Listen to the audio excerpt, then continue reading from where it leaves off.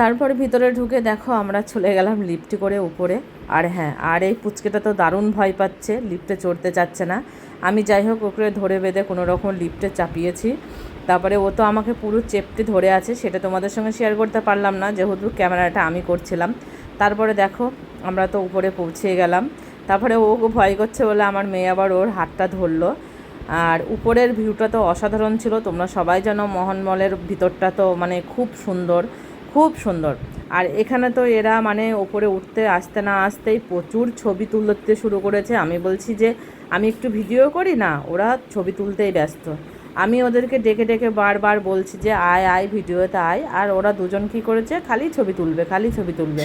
আর ওদের ছবি তোলার পোজ দেখে তো আমি তো হেসে মরে যাচ্ছিলাম। আমি দেখছি এ আবার কেমন ধরনের ছবি তোলা, তোমরাও দেখতে পাবে। দেখো আমি সবটাই তোমাদের সঙ্গে শেয়ার করেছি। এই যে ওরা কীভাবে ছবি তুলছে দেখো, অপরজনের হাত ধরে মুখ ঢেকে কীভাবে ছবি তুলছে। এই ছবি তোলার কোনো মানে হয়? আমি তো বুঝতেই পারছি না। কেমন হয়েছে জানাবে।